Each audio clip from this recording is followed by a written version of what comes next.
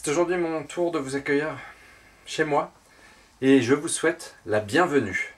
C'est amusant d'ailleurs car alors que l'on parle de garder ses distances, de distanciation sociale et avec raison, vous voilà avec moi dans ma salle à manger. À l'heure où on parle de garder une distance physique par sécurité sanitaire, on pourrait finalement apprendre à contrario à être plus proche.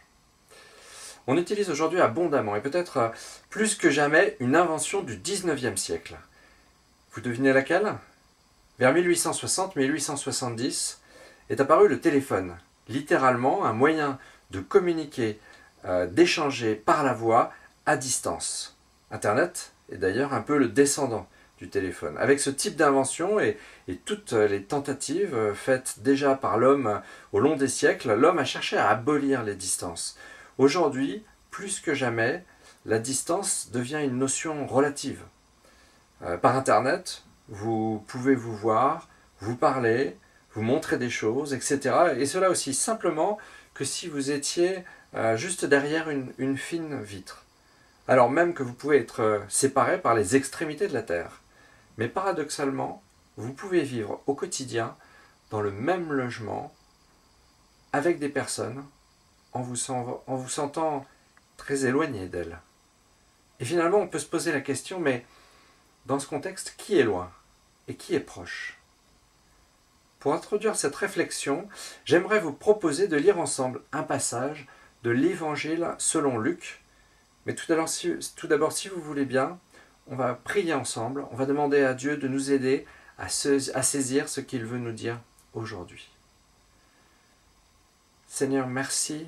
Merci pour ta parole que nous allons parcourir. Merci pour ces instants, ce temps de culte. Seigneur, nous te demandons de conduire toutes choses pour que ce soit toi qui nous parle, qui parle à nos cœurs, qui nous éclaire, qui nous dise ce que toi tu désires pour aujourd'hui. Seigneur, éclaire-nous et révèle-nous ton plan parfait pour notre vie, Seigneur, je te prie. Dans le nom de Jésus. Amen.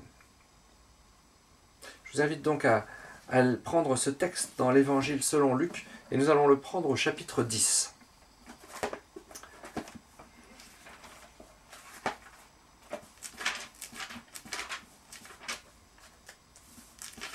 Évangile selon Luc, chapitre 10.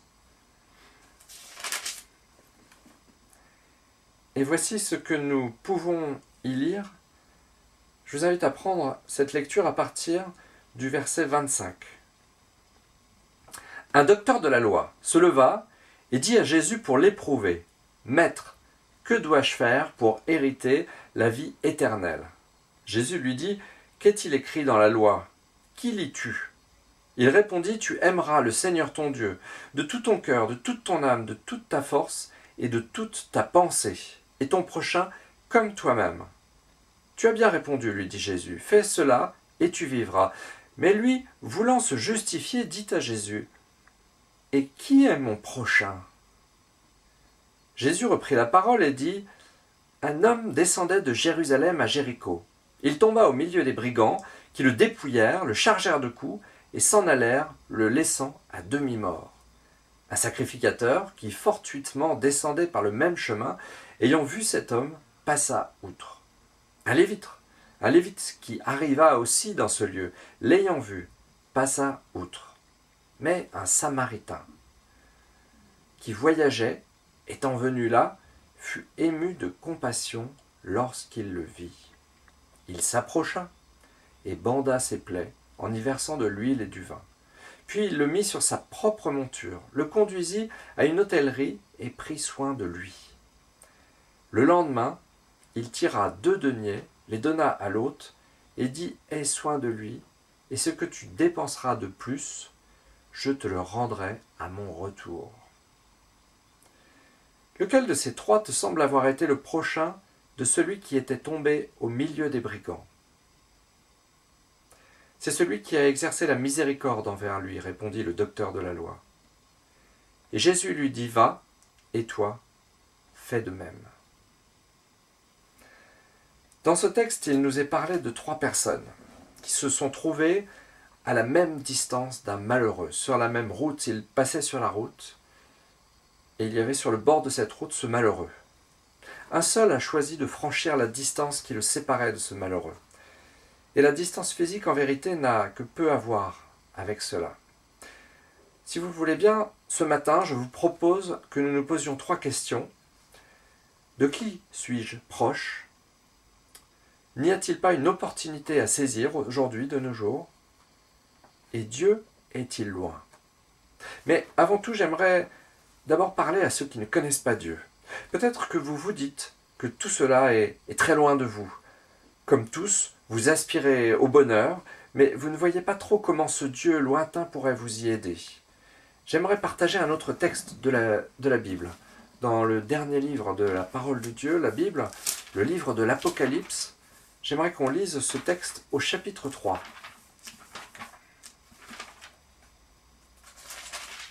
Apocalypse, chapitre 3, et nous allons simplement lire cette référence au verset 20.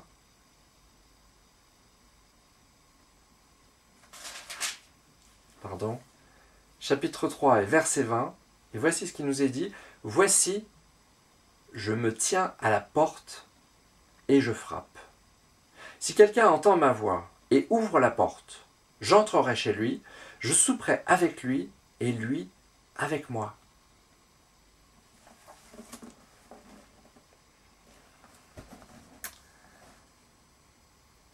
C'est de Dieu qu'il s'agit. C'est Jésus qui prononce ces paroles, et elles sont pour toi, pour moi, pour chacun d'entre nous également. Dieu n'est pas loin. C'est le regard que nous portons sur lui qui nous fait le sentir loin. Mais maintenant, à l'heure où tu entends ces paroles, il est à la porte de ta vie, et il frappe. Il est à la porte de ton cœur, et il frappe. Il attend que tu ouvres, il ne te forcera pas à le faire. Mais il est comme cet homme, il est ému de compassion. Parce que Dieu est amour, il t'a vu au bord du chemin, avec les blessures de ta vie, avec tes échecs, avec l'envie de vivre ta vie pleinement, et il frappe à ta porte. C'est un choix à faire, c'est ton choix. Tu peux juste ignorer son invitation et continuer seul ta route, ou tu peux ouvrir à Dieu la porte de ta vie et le laisser prendre la direction. Mais, comme le dit ce texte, il ne vient pas juste pour s'imposer, il vient partager ta vie, comme un repas que l'on partage avec un bon ami. Il ne vient pas juste pour t'enfermer dans une liste de choses à faire ou ne pas faire, mais pour penser, pour embellir, transformer ta vie si tu lui confies. Il est celui qui te connaît parfaitement et en vérité mieux que toi-même, et il t'invite à ne plus parcourir ta vie seul, de telle sorte que si tu rencontres des difficultés, il sera toujours là pour te secourir, pour t'aider. Aussi, aujourd'hui même, je t'invite à ouvrir la porte de ta vie à Dieu, à lui confier ta vie, à suivre sa parole. Maintenant, je vous propose de parcourir ces 3 questions. Et d'abord, de qui suis-je proche ? Je vous propose de revenir à cette histoire, cette parabole que Jésus raconte à son auditoire pour bien comprendre le sens. Il nous faut analyser un petit peu le départ de l'histoire. Au verset 25, on a lu « Un docteur de la loi religieuse de l'époque vient interroger Jésus. Celui-ci le conduit à rappeler un principe essentiel de la foi. Il faut aimer Dieu par-dessus tout, mais également son prochain. Au même niveau que soi-même. » Cet homme religieux revient alors à la charge dans l'idée de montrer sa connaissance de la religion et demande à Jésus « Mais qui est mon prochain ?» Alors, il faut comprendre qu'il ne s'agit pas pour lui juste d'une question rhétorique, mais qu'à l'époque, dans la réflexion religieuse de l'époque, c'était une vraie question qui était posée, et les enseignants religieux avaient pour usage de définir, en réponse à cette question, la limite des personnes à aimer. Qui c'est qui était à aimer et qui c'est qu'on n'avait pas besoin d'aimer finalement. Pour être tout à fait clair, j'aimerais qu'on s'arrête sur ce mot juste un instant, prochain. Prochain, c'est un mot qui est rentré dans le vocabulaire religieux, on l'entend, aimer son prochain, et c'est ce qu'on appelle le patois de Canaan. Voilà, il y a des termes comme ça qui rentrent dans le vocabulaire religieux, et finalement on réfléchit plus toujours exactement à la signification qu'ils ont, et on finit par ne plus forcément bien saisir le contour de ce mot. En vérité, tout simplement, le mot qui est employé dans le texte original de la Bible, il a pour racine la notion de proche de voisin. D'ailleurs, si vous lisez certaines versions en anglais, vous aurez le terme qui est rendu, c'est voisin en fait.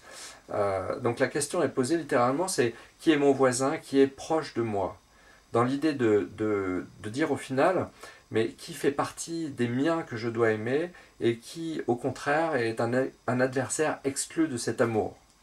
C'est là la question que lui pose ce docteur de la loi. Et il est intéressant de voir que Jésus va renverser la question dans sa réponse.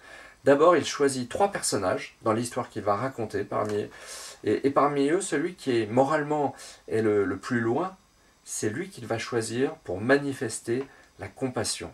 En effet, les Samaritains étaient un peuple véritablement méprisé au plus haut point par les Juifs. Ils représentaient pour eux la compromission, étant un peuple d'origine à la fois juive et à la fois issu de peuples amenés là par les empires qui avaient dominé et parfois exilé Israël. Ils faisaient du coup un syncrétisme religieux judéo-païen, et on ne pouvait assurément pas trouver quelqu'un de plus éloigné des Juifs sur cette route de Jérusalem à Jéricho. Et pourtant, dans l'histoire de Jésus, c'est lui qui franchit la barrière de la différence, la barrière de tout ce qui pouvait les séparer, les éloigner, et qui va manifester la compassion. En finissant son histoire, Jésus ne demande pas qui est à aimer pour un bon religieux, mais qui a aimé ce juif blessé. Autrement dit, qui s'est montré disposé à devenir le proche, alors qu'il ne l'était pas forcément naturellement au départ. La réponse est évidente, et notre docteur de la loi ne peut manquer de la donner. Alors Jésus lui dit, « Alors toi, fais de même. » Et voilà l'invitation de Jésus pour lui, mais au-delà pour chacun de nous. Tu dois aimer celui qui est proche, mais aussi celui qui peut le devenir.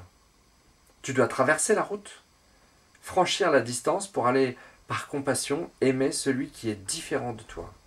Celui que naturellement tu aurais soigneusement évité, celui que tu voulais ignorer, celui qui t'indiffère, ou au contraire te révolte, t'exaspère. Mais alors, qui est proche ? C'est celui que tu dois aimer. Mais de qui dois-je devenir proche ? C'est encore celui que tu dois aimer.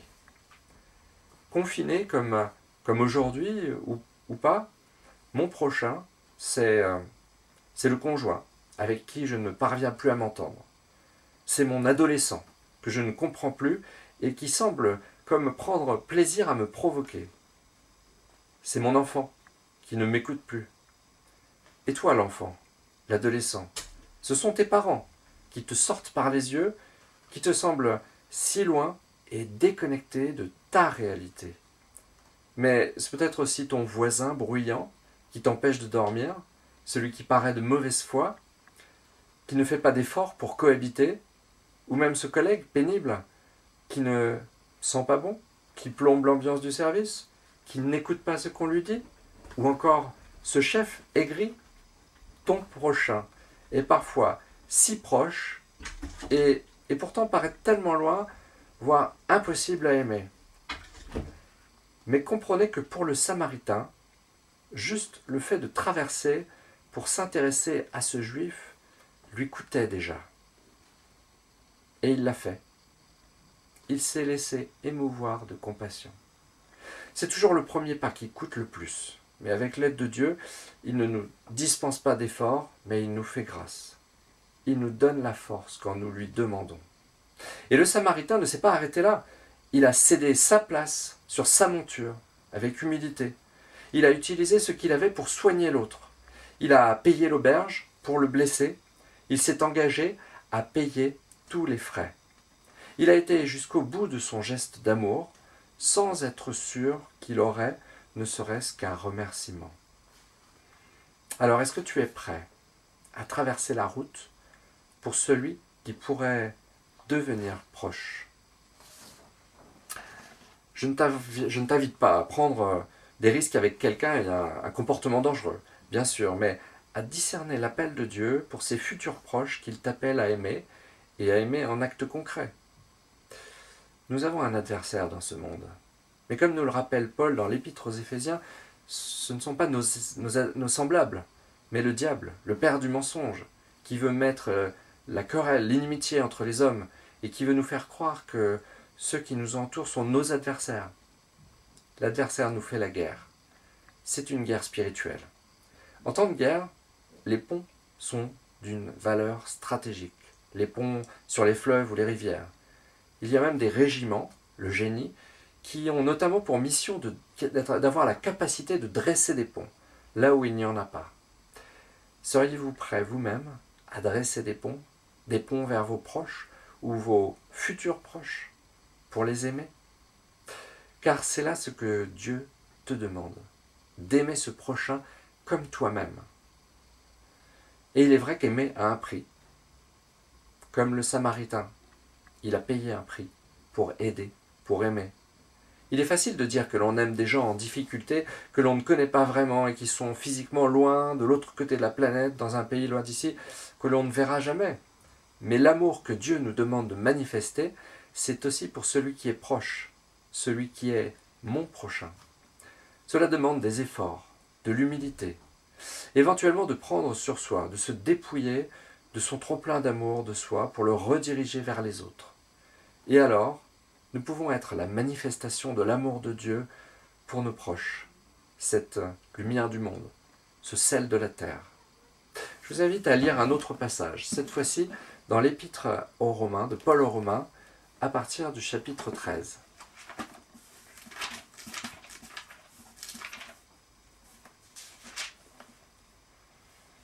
Épître de Paul aux Romains, chapitre 13, et nous lisons à partir du verset 8. Écoutez ceci. Ne devez rien à personne, si ce n'est de vous aimer les uns les autres, car celui qui aime les autres a accompli la loi. En effet, les commandements, tu ne commettras point d'adultère, tu ne tueras point, tu ne déroberas point, tu ne convoiteras point, et ce qu'il peut encore y avoir, se résument dans cette parole, tu aimeras ton prochain comme toi-même. L'amour ne fait point de mal au prochain. L'amour est donc l'accomplissement de la loi. Cela importe d'autant plus que vous savez en quel temps nous sommes. C'est l'heure de vous réveiller enfin du sommeil, car maintenant le salut est plus près de nous que lorsque nous avons cru. La nuit est avancée, le jour approche. Dépouillons-nous donc des œuvres des ténèbres et revêtons les armes de la lumière. Marchons honnêtement, comme en plein jour, loin des orgies et de l'ivrognerie, de la luxure et de la débauche, des querelles et des jalousies. Mais revêtez-vous du Seigneur Jésus-Christ, et n'ayez pas soin de la chair pour en satisfaire les convoitises. Concrètement, cela nous demande de communiquer, de beaucoup communiquer, de mieux communiquer. On communique souvent tellement mal. Ce qui est reçu par l'autre est souvent différent de ce que l'on a voulu transmettre. Parce que on transmet avec notre contexte, notre culture, notre perception. Et que l'autre reçoit avec son contexte, sa culture. Parfois, simplement le changement d'âge peut signifier un changement de culture. Sa perception. Il faut se parler, apprendre à se connaître, manifester de l'intérêt pour ce qu'est l'autre, ce qui fait sa vie, et être prêt à entendre la vision de l'autre, ne pas se lasser. Cela ne signifie pas que l'on va faire des compromis avec ce qui est important, les choses essentielles de l'Évangile, mais il faut mettre de l'amour et de l'humilité dans la machine, sinon elle va se gripper. J'aimerais vous citer un tout petit exemple, mais qui illustre un petit peu ce que nous pouvons faire. Vous savez, comme sur la route, les chauffeurs s'emportent vite au volant. Vous imaginez, quand on est au volant. Je conduisais un jour dans le cadre de mon travail, il y a quelques années, et je me suis fait klaxonner, tout à coup sans ménagement. Vous savez, le bon coup de klaxon bien volant, quand vous êtes sur la route, qui vous énerve. Par bonheur, je me suis rendu compte qu'en effet, c'est moi. J'avais fait une manœuvre malheureuse, et j'étais donc réellement coupable. Bon, mais on n'a jamais plaisir à se faire reprendre. vous serez peut-être d'accord avec moi, surtout reprendre de cette façon, vigoureusement, moi comme les autres. Or, un peu plus loin, un tout petit peu plus loin sur la route, je me retrouve à la hauteur de mon accusateur, et qui baisse sa vitre, vigoureusement. Vous voyez, je baisse également la mienne, et visiblement, mon interlocuteur s'attendait à ce que nous échangions des noms d'oiseaux, des bordées d'injures, selon, on va dire, la coutume routière. Par bonheur, j'ai pu me contenter de m'excuser auprès de lui et de reconnaître que j'avais fait quelque chose que je ne devais pas. Et là, j'ai senti un flottement de surprise chez lui qui s'est terminé par finalement un propos un peu aimable. Et c'est comme ça que nous nous sommes quittés, chacun reprenant sa destination. Ce n'est qu'un tout petit exemple, mais si le premier pas coûte, on ne peut pas imaginer dans la communication ce qu'il peut apporter si on commence à faire l'effort d'y amener de l'amour et de l'humilité. Tout ça est possible parce qu'on le porte aussi dans la prière et que Dieu va y mettre ce que nous ne pourrions pas faire nous-mêmes. Il ne veut pas nous dispenser de faire des efforts. Nous avons des efforts à faire, nous avons des ponts à tendre, à construire, à bâtir, mais il va rendre nos efforts fertiles et ce que nous ne pourrions pas faire, nous, ce dont nous n'aurions pas la force, lui, il va pouvoir le faire. Alors traversons la route, comme ce Samaritain, et avec l'aide de Dieu, ceux qui sont loin pourront redevenir proches. Et je le crois, ce confinement est une véritable opportunité, en un sens, pour passer à une offensive de l'amour de Dieu. D'ailleurs, une opportunité, n'y en a-t-il pas une à saisir? Voici notre deuxième question. Je vous invite à en saisir une. Après l'histoire du bon Samaritain, à la fin de l'histoire, Jésus demande qui a été le proche de celui qui était blessé. Le docteur de la loi lui répond donc que c'est celui qui a exercé la miséricorde, la compassion. Et Jésus l'invite à faire de même.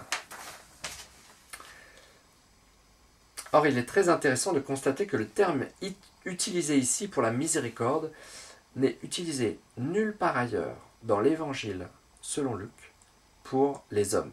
C'est le seul endroit de tout l'Évangile de Luc où ce terme, ce vocabulaire est utilisé pour un homme. Mais il est uniquement utilisé dans le reste de l'Évangile pour Dieu lui-même. Autrement dit, ce que Jésus nous invite à faire dans ce passage, c'est vraiment de nous laisser transformer pour manifester ce que Dieu est. Et ça, il nous faut le chercher auprès de Dieu. Depuis plus de 2 semaines maintenant, les assemblées de Dieu nous invitent à prendre un temps, le mardi, 1 heure, seul avec Dieu. Loin des écrans, loin de toute connexion, on éteint le téléphone, la télé, les ordinateurs. Alors c'est indicatif, ça peut être peut-être un autre jour que le mardi, ça peut être plus qu'1 heure, mais nous sommes là vraiment au cœur du sujet. Pour manifester le cœur de Dieu, nous avons besoin d'être transformés. Je vous invite à prendre encore ensemble un texte de la parole de Dieu. Dans l'épître de Paul aux Éphésiens au chapitre 4,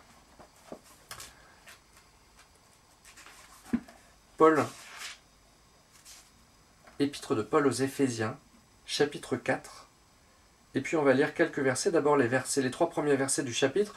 « Je vous exhorte donc, moi, le prisonnier dans le Seigneur, à marcher d'une manière digne de la vocation qui vous a été adressée, en toute humilité et douceur, avec patience, vous supportant les uns les autres avec amour, vous efforçant de conserver l'unité de l'esprit par le lien de la paix. » Et puis un petit peu plus loin, à partir du verset 17, Voici ce que je dis et ce que je déclare dans le Seigneur, vous ne devez plus marcher comme les païens qui marchent selon la vanité de leurs pensées. Ils ont l'intelligence obscurcie, ils sont étrangers à la vie de Dieu, à cause de l'ignorance qui est en eux, à cause de l'endurcissement de leur cœur. Ayant perdu tout sentiment, ils se sont livrés au dérèglement pour commettre toute espèce d'impureté jointe à la cupidité. Mais vous, ce n'est pas ainsi que vous avez appris Christ. Si du moins vous l'avez entendu, et si conformément à la vérité qui est en Jésus, c'est en lui que vous avez été instruits à vous dépouiller, par rapport à votre vie passée, du vieil homme qui se corrompt par les convoitises trompeuses, à être renouvelés dans l'esprit de votre intelligence et à revêtir l'homme nouveau, créé selon Dieu, dans une justice et une sainteté que produit la vérité.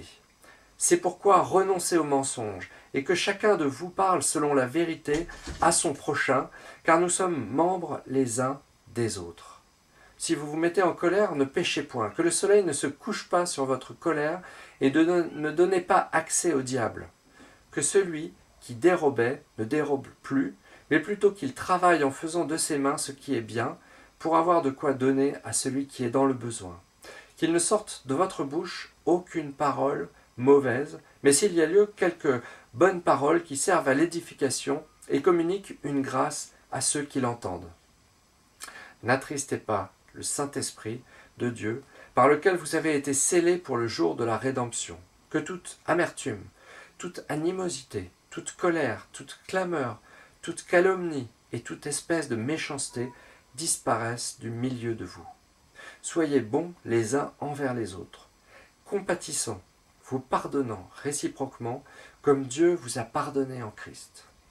Devenez donc les imitateurs de Dieu, comme des enfants bien-aimés, et marchez dans l'amour à l'exemple de Christ, qui nous a aimés et qui s'est livré lui-même à Dieu pour nous comme une offrande et un sacrifice de bonne odeur. Que la débauche, ni aucune impureté, ni la cupidité ne soient pas même nommées parmi vous, ainsi qu'il convient à des saints, qu'on n'entende ni paroles grossières, ni propos insensés ou équivoques, choses qui sont contraires à la bienséance, qu'on entende plutôt des actions de grâce. Amen. Voilà à quoi nous sommes appelés. Et Paul ne dit pas que nous sommes ainsi meilleurs que les autres. Il dit cela en étant pleinement conscient justement que nous sommes comme les autres, mais que nous devons être transformés et désormais manifester cela, ce que l'on vient de lire. Nous supportons les uns les autres. Et alors, c'est un mot un peu piégé, nous supportons les uns les autres, parce que je crois que ce que Paul dit, ce n'est pas de nous supporter comme un fardeau, mais de nous supporter dans l'amour, d'être des supporters les uns des autres. Concrètement, Fabien nous appelait ces dernières semaines à contacter des frères, des sœurs, et à partager la communion fraternelle à distance. Moi-même, je dois dire que j'ai parlé au téléphone récemment avec des frères et sœurs à qui je n'avais pas parlé aussi longtemps depuis bien longtemps. Nous apprenons à nous connaître, à nous préoccuper les uns des autres, à partager des nouvelles. Bien sûr, nous le faisions déjà avant, mais je crois qu'il y a une opportunité à saisir, à abolir la distance, une opportunité d'abolir la distance et dans l'éloignement physique de devenir finalement réellement plus proches, de réapprendre à manifester l'amour de Dieu entre nous dans l'Église. Juste après l'histoire du bon Samaritain, l'évangile de Luc nous fait part d'une visite de Jésus chez Marthe et Marie. On reprend ce texte de l'évangile selon Luc et si vous voulez bien, on lit juste ces quelques versets ensemble. Luc chapitre 10,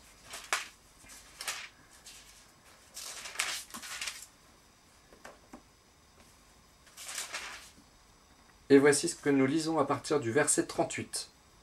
Comme Jésus était en chemin avec ses disciples, il entra dans un village et une femme, nommée Marthe, le reçut dans sa maison.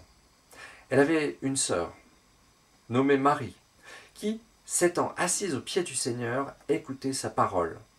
Marthe, occupée à divers soins domestiques, survint et dit « Seigneur, cela ne te fait-il rien que ma sœur me laisse seule pour servir?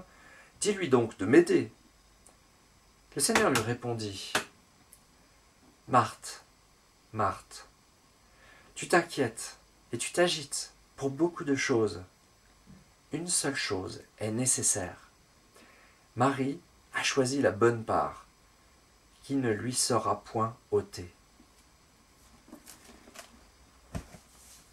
En racontant cette histoire, Jésus n'est pas en train de critiquer ceux qui servent les autres, ceux qui travaillent dur, ni même ceux qui font le ménage chez eux. Mais il souligne que nous pouvons nous laisser entraîner par la course incessante du monde, par les activités qui ne s'arrêtent jamais, et manquer les choses importantes. Marthe, il ne fallait pas qu'elle s'arrête parce qu'elle avait fini. Il fallait qu'elle s'arrête parce qu'il y avait quelque chose d'autre d'important à faire. il fallait qu'elle vienne se tenir aux côtés de sa sœur, au pied du Maître. Et je crois que prendre du temps pour les frères et sœurs et nous rendre plus proches les uns des autres fait partie de cette responsabilité plus importante à laquelle Dieu nous invite, mettant sur pause, pour un temps, les autres activités. Je rajouterais que c'est aussi du temps pour Dieu que Jésus nous invite à prendre là, parce que ce qu'il demande à Marthe, en venant à côté de Marie, c'est d'être au pied de Jésus. Et lui aussi, nous voulons le rendre plus proche. Et c'est notre troisième question. Dieu est-il loin ? Peut-être que vous vous rappelez que la Bible nous apprend que nous sommes le temple du Saint-Esprit. Jusqu'à la Nouvelle Alliance, le lieu symbolique de la présence de Dieu était le temple de Jérusalem. Mais à partir du ministère de Jésus sur cette terre en tant qu'homme, une nouvelle alliance est établie, au sein de laquelle la parole de Dieu nous enseigne que désormais, tout croyant est le temple du Saint-Esprit. Dieu ne nous quitte pas, jamais. Jésus l'a dit, « Désormais je suis avec vous tous les jours ». C'est une promesse, et nous savons qu'il est fidèle en tout. Pourtant, il arrive que nous, croyants, nous traitions Dieu comme un inconnu ou une personne lointaine. Il arrive même que nous nous comportions comme s'il était absent. Peut-être parfois dans l'épreuve, alors que nous avons les yeux fixés sur nos souffrances, oublions-nous qu'il est présent. Mais même dans la vie quotidienne, nous sommes parfois tellement loin de lui dans notre tête. Il est pourtant le même que celui dont je parlais tout à l'heure, celui qui se tient à la porte et qui frappe. Celui à qui nous avons ouvert la porte. Et ce fut un grand bonheur de le découvrir et de ressentir la joie du salut. Mais la routine a repris ses droits. Nous avons posé Jésus peut-être dans un coin, comme un meuble, et nous menons notre vie comme nous l'entendons. Et de temps en temps, nous ouvrons le meuble Jésus, espérant y trouver des choses agréables ou même surtout utiles pour nos vies. Mais Dieu n'est pas un meuble. Dieu est le premier de tes prochains. Il veut faire ta connaissance. Il veut vivre en ami avec toi, le plus précieux des amis que tu es. Il veut manger à table avec toi. Il veut partager tout ton quotidien. Comme pour Marthe, Dieu ne veut pas juste des militants activistes, débordés et sans âme. Il veut des héritiers, des fils et des filles, dont on dira « c'est bien le fils de son père, c'est bien sa fille ». Peut-être vous vous rappelez de ce passage de l'Ancien Testament où Moïse a de véritables cœur à cœur avec Dieu. Il va sur la montagne, il a ce cœur à cœur, il a aussi des temps avec Dieu, des véritables cœurs à cœur où c'est le chapitre 14 du livre de l'Exode qui nous raconte ça, à tel point que Moïse rayonnait d'avoir été dans la présence de Dieu. Ça se voyait sur son visage. Et c'était quelque chose finalement qui rendait palpable pour tout le peuple de Dieu le fait que Moïse avait une relation particulière avec Dieu. En conclusion, je vous invite aussi à vivre de véritables cœur à cœur avec Dieu. À faire de Dieu quelqu'un de tellement plus proche encore. Car personne ne devrait être plus proche que lui, de nous. Et c'est cela qui permettra que vous ayez la capacité, la force, l'audace de devenir plus proche de ceux qui sont loin. Alors traversez la route. Traversez la route, faites une pause avec Dieu. Traversez la route, laissez-vous toucher, émouvoir par ceux qui sont loin pour qu'ils deviennent proches. Que le Seigneur vous bénisse. Prions si vous le voulez bien. Merci Seigneur pour ta grâce, pour ta parole, pour ces passages que nous avons partagés. Seigneur, merci parce que tu veux nous dire des choses à travers ces passages. Nous entendons ce que tu veux nous dire. Seigneur, éclaire notre esprit. Par ton esprit, ouvre notre intelligence et que nous puissions assimiler, que nous puissions adopter ces paroles que nous puissions les pratiquer, Seigneur. Aide-nous à voir concrètement ce que nous pouvons faire dans nos vies, Seigneur. Mets l'huile de ton amour, Seigneur. Rends-nous humbles comme toi tu as démontré ton humilité, Seigneur. Transforme-nous à ton image pour que nous puissions pratiquer ces choses, pour que nous ayons la force, la capacité de manifester ce que tu es, de manifester ton amour, d'être une lettre pour ceux qui nous entourent, une lettre de ta part, Seigneur. Je te remets chacun de ceux qui écouteront ce culte, cette vidéo, qui sont réunis dimanche matin, mais également tous ceux qui pourront ensuite l'écouter, Seigneur. Bénis tous ceux qui écoutent, je te le demande dans le nom de Jésus, et je te remercie pour le nom de Jésus, je te remercie pour ta présence, parce que tu es là avec nous pendant que nous échangeons, pendant que nous partageons ces choses. Béni sois-tu, Seigneur.